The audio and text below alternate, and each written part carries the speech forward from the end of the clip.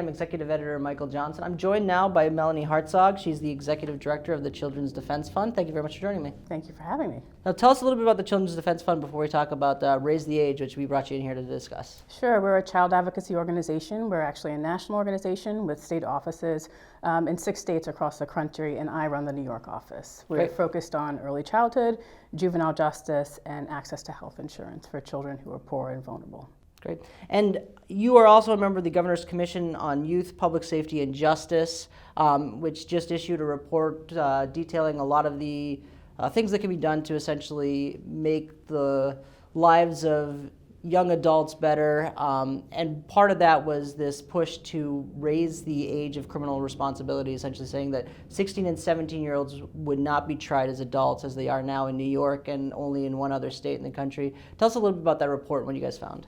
So, as you said, New York is one of 2 states that prosecute 16-year-olds and 17-year-olds as adults. And prior to the Governor's Commission, the Children's Defense Fund and several other advocacy groups, law enforcement, and civil rights leaders launched the Raise the Age New York campaign across the state to really raise awareness around this issue. And at the launch of the Commission's work, we were focused on looking at models across the country, because let's not forget the fact that there are 48 other states who've done this. New York is not the first, we're actually one of the last, as lessons learned on what to do and how to do it well. How do you balance ensuring that children are treated appropriately as children, but also public safety, right? No one is saying that children shouldn't be incarcerated, but in fact, if they do need to be, it should be age-appropriate interventions. And let's make sure they don't come back, because we know that doesn't work in the adult prison system and jail system. Young people, unfortunately, come back again and again. There are 38 recommendations. They are comprehensive, and I think the highlights of the 38 are that no youth will be housed in adult jails and prisons.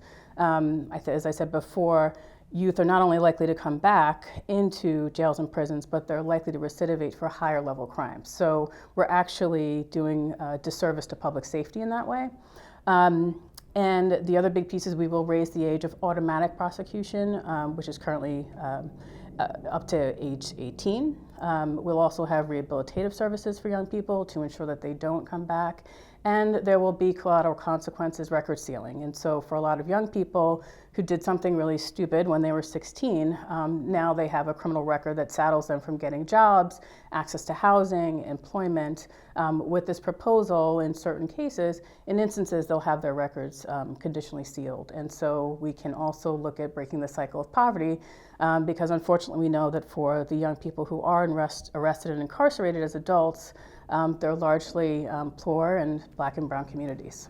And I think that as everyone who's been kind of following this issue has seen, that there's lots of support, lots of vocal support for this. There's not a ton of opposition that's been vocally expressed. I think the only real claims I've seen is from some prosecutors who have said that they have the tools right now to essentially make the decision, and you're essentially taking a tool away from them.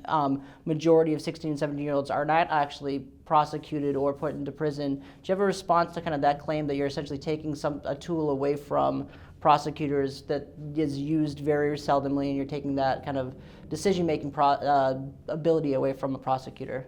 Well, I mean, I think the argument that, this is an issue, it sounds like, that there's no real issue here. The fact that we have young people who cycle again and again through the jail system really goes to show that it's not working. And I think the bigger picture we need to see in this is that the adult criminal justice system is not the place for the vast majority of kids to actually get what they need to ensure that they don't come back. And again, it's a balance of making sure that there are consequences that are age appropriate, but where are the services that we need? They're not in the adult jail system. And in fact, family court, as we know, especially for minor offenses, family court has all the oversight, the monitoring. They're looking at caregivers and parents, which doesn't happen in the adult jail system. Right? You can be arrested now as a 16-year-old, your parents or caregiver would never be notified. In the family court system, you've got caregiver interaction, families, schools. Are kids going to school? Why aren't they going to school? So again, it's looking at what are the age-appropriate services, what's the right strategy for each kid, and I think that this proposal is a real balance that gets us there. And let's turn to the politics now. It's been included in the governor's budget, which gives it a better chance of passing at this point. Before we had before we started taping, I was talking to you a little bit about this. But is it an all or nothing thing with the budget? Do you guys feel like you have to get this passed in the budget, or is there still some hope that it'll get passed in the legislative session later on the road? Well, before I answer that, let me just give context, which is, we're one of 2 states at this point. There's no reason for us not to do this. I think there's plenty of different conversations that are happening around the details of it, but let's not lose sight of the fact that New York is actually lagging behind on this issue. We can get it done. I think there's an opportunity to get it done through the budget. As we all know, things move a lot faster in the process when they're in the budget, but there are also some real planning costs and things that need to happen over the course of the year to make sure that we do it right. I think that's just as important as making sure that young people are no longer housed or in adult jails or prisons. So.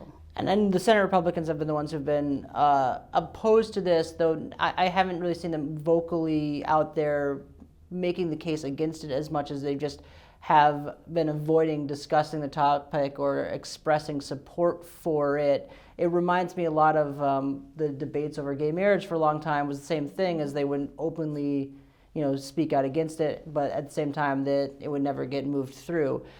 Is there anything that is giving you optimism that it's going to get moved through by the Senate Republicans, that it can be put into this budget negotiation that's happening as we speak? I think that the broad support that we have from law enforcement, Newt Gingrich wrote a letter today in support of what we're doing. I don't think you get any more consensus across law enforcement, all parties, that this is good. It's good for young people and it's good for public safety. And in fact, in other states where they've actually implemented this policy, it's actually had an improved reduction in recidivism of young people. And so it's just time to do this. We need to do this. And it's, there's no reason we can't do it now.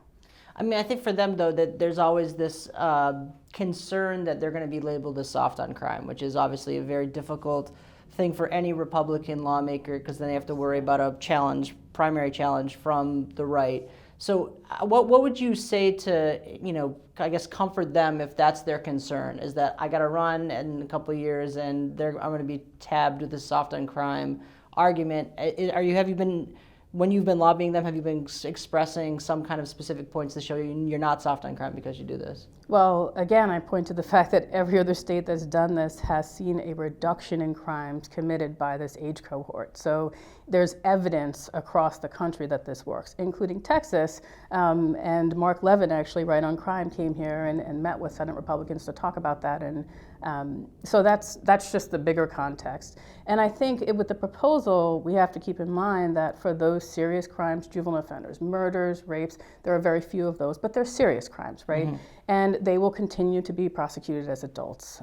And in other states, they have options that are similar to what New York's proposal is. So I think it's important to keep that in mind. We're not jeopardizing public safety, and for those crimes that are very serious, they'll continue to be prosecuted as adults. And I actually spoke to Mark Levin when he came through New York to lobby senators, and I think what I've heard from him was basically that there was a financial cost to this too. That really it does actually save money ultimately.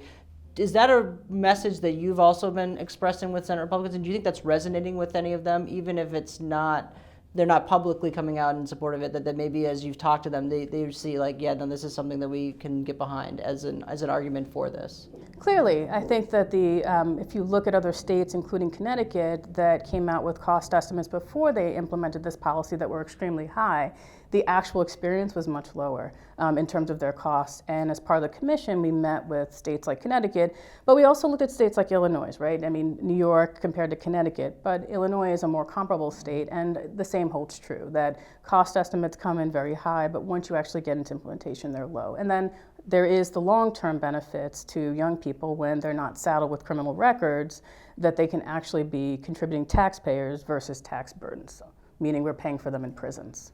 And we're about a week and a half until the budget's due. I know that lawmakers generally want to get the budget passed on time. I know a lot of times some more controversial issues get dropped last second because they're trying to hit that timetable of getting it passed for the April 1st deadline. What are you going to be doing those last couple of days to, I guess, advocate to make sure that it stays in there and make sure that it doesn't get pushed further down the road? I think many of us through the Raise the Age New York campaign are up in Albany, meeting with legislators, continuing to remind them about the key message here, which is this is good for young people, it's good for communities, and it's good for public safety. We cannot be the last state to get this done and improve outcomes for young people and for public safety. It just makes sense for us to do this. And there's broad support across the spectrum. It's not just advocates, but law enforcement. We had sheriffs come out, district attorneys, as I said, Newt Gingrich. There's just broad consensus that this is the right thing to do. And if Governor Cuomo or Speaker Hasty agree to a budget that doesn't have this in it, like, are you going to hold them responsible, or are you going to just kind of pick up and focus on trying to get it passed through the Senate regular way? You know, the governor has been a leader on juvenile justice reform in the past couple of years with Close to Home. I think he will continue to, as he has throughout this process, be a leader. And so I think for us, as we move forward, if that were to happen, we'd continue to hold our leadership accountable, both the governor and the legislature. Great. Melanie Hartzog, the Executive Director of the Children's Defense Fund, thank you very much for joining us. Thank you for having me.